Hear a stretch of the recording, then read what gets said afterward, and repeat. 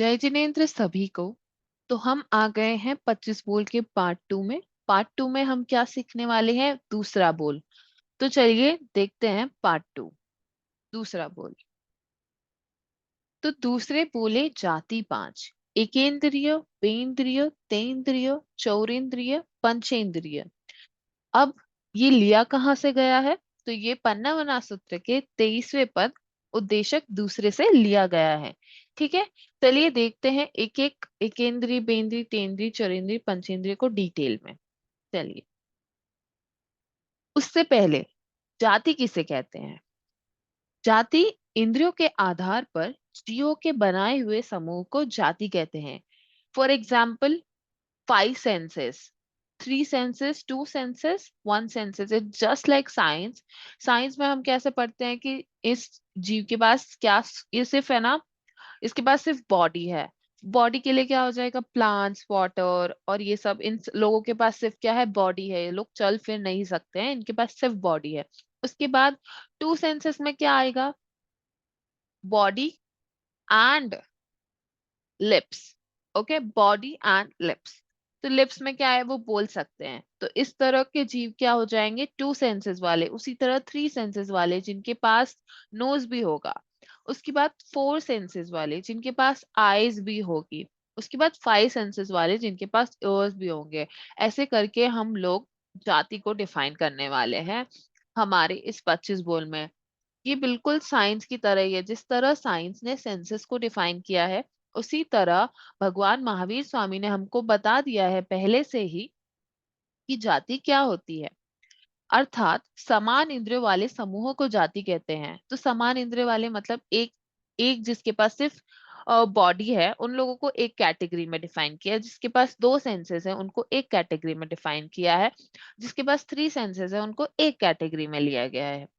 तो कैसे हो जाएगा? उसका नाम क्या हो जाएगा? सेंसेस का एकेंद्रिय, बेंद्रिय, तीन्द्रिय, चौरेंद्रिय, पंचेंद्रिय। अकॉर्डिंग टू द सेंसेस हम लोगों ने क्या किया है? एक इंद्रिय वाले, 2 इंद्रिय वाले, 3 इंद्रिय वाले, 4 इंद्रिय वाले, 5 इंद्रिय वाले। ठीक है, इतना समझ में आया होगा होप आपको। चलिए आगे बढ़ते हैं। उसके बाद एकेंद्रिय, 1 सेंस।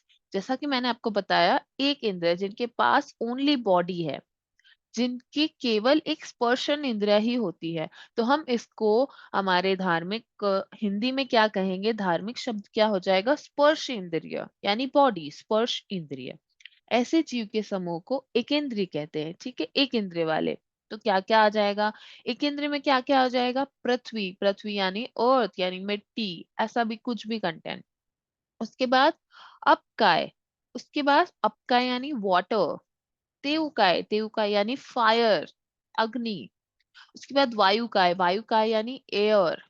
और वनस्पति काय यानी हरी फूल, पत्तियां आदि। ठीक है, इन सभी जीवों का समावेश हो जाता है किसमें? एक इंद्रिय के जीवों में।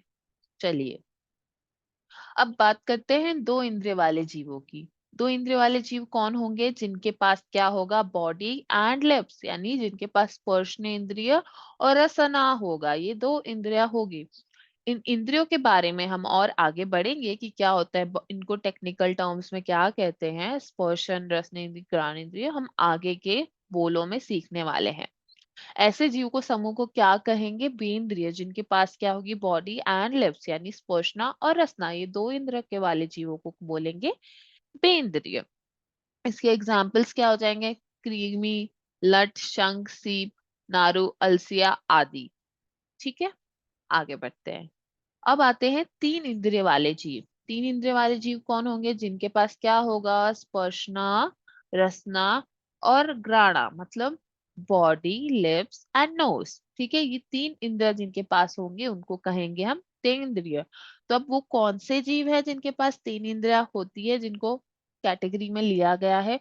चींटी, खटमल, जू, लीख, सुलसुली, इली, कुंथुआ आदि। ऐसे जो जीव होते हैं वो किसमें आ जाएंगे? तेंद्रिय में। अब चौरेंद्रिय, चौरेंद्रिय यानी 4 सेंस वाले, जिनके पास बॉडी हो, लिप्स हो, नोज हो एंड आईज हो। ऐसे जीवों को हम कैटेगराइज करेंगे चौरेंद्रिय में। इन जीवों को समूह को क्या कहेंगे? चौरेंद्रिय। अब इसके एग्जाम्पल्स क्या क्या हो जाएंगे? मक्खी, मच्छर, बिच्छू, भंवरा, कसारी आदि। ठीक है, जैसा कि आपको डायग्राम में भी मैंने दिखाया है, ये सारे ही तरह के जीव किसमें आ जाएंगे, चौरिंद्रिय में। इनके पास क्या होती है, आंखें।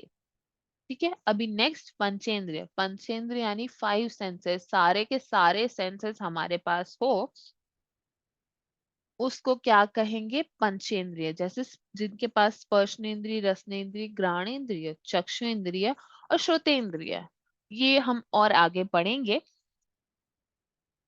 तो ये अभी आपके लिए ये समझ में आ गया होगा आपको कि जिसके पास पांचों सेंसेस हो, जो सुन सकते हो, देख सकते हो, बोल सकते हो, सूंघ सकते हो और जिनके पास बॉडी हो, ऐसे जीवों को, शरीर को क्या कहेंगे, पंचेंद्रिय। तो इसमें कौन कौन आ जाएगा, पशु, पक्षी, मछली, सर्प, मनुष्य, नारकी, देवता आदि।